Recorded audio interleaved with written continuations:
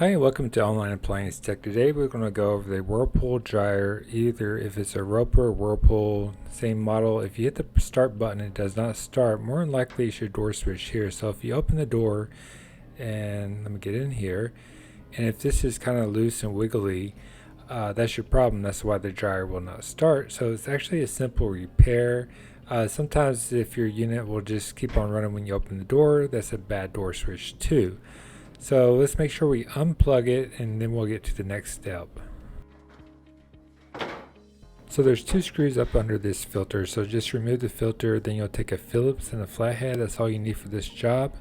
It's basic tools you'll have around the house. Now when you remove this Phillips screw, make sure you hold it with your fingers, because if not it'll fall down that hole in the back, and then you'll have to remove that air vent or the air path itself.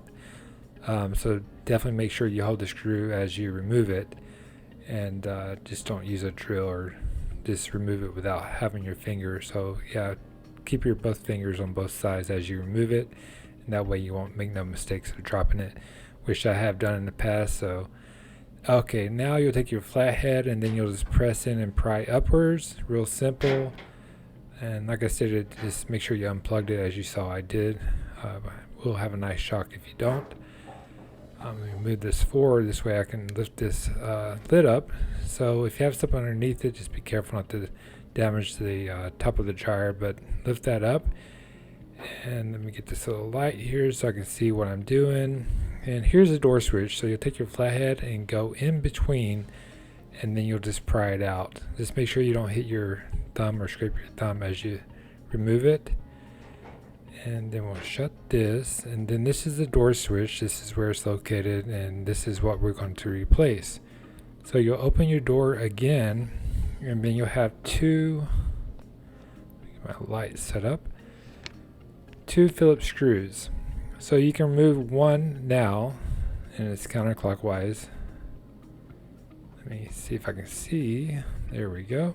So you remove this one, then vice versa, you'll remove the next one.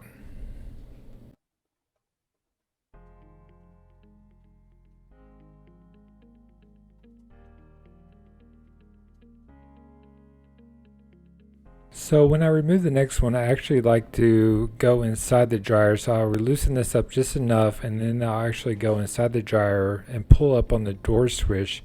That way it gives it a type of leverage to come out of the door switch assembly itself. And then right before the screw comes completely out, you can just grab the screw with your hand, as you'll see here. There it is. Okay.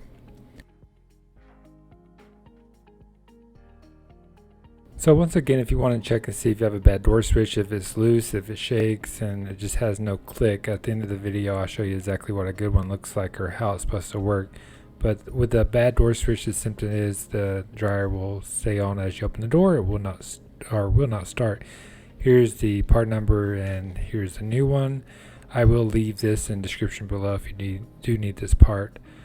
So this is how it works. The screws just go in, but you just go in between the machine itself. Fairly simple repair. Just be careful not to cut yourself on these edges. Sometimes they're sharp if you rub your hand against it. So let's get a good angle. So there's the two holes. So we'll slide this down into the middle, the latch of the door switch. But actually I'm going to put the screw up first and then align it with the hole. That's easier. That way I can see exactly what I'm doing by coming up from underneath it and screwing it into the door switch. And then vice versa, I'll do the same with the other one. Then I'll just hold the door switch down and then just tighten it up as I press down on the door switch, as you'll see here in a moment.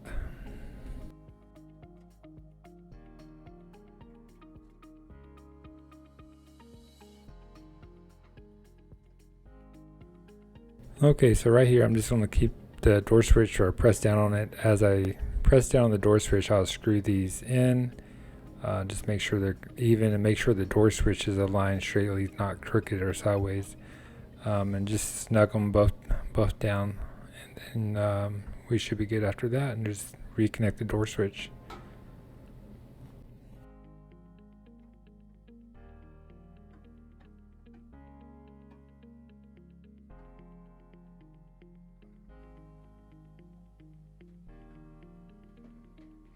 Okay, then we'll just reconnect. Then you'll just take this lid. Let me get my flashlight out of the way. You'll just take this lid and just press straight down, and it'll click right into place.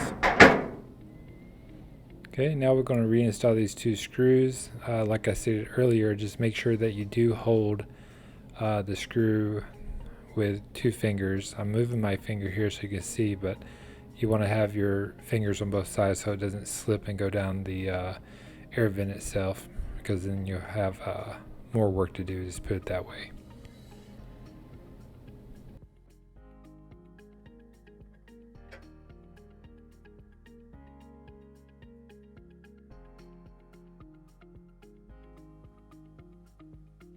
Okay, so this is what a door switch is supposed to do. When you hit it, it's supposed to click back and forth, and then this is the one that does not work that well at all. So just to kind of give you an example.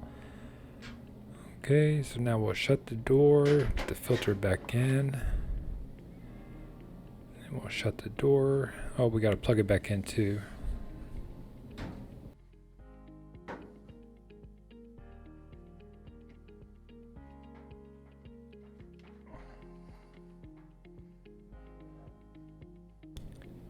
Okay, great. So let's give it a run.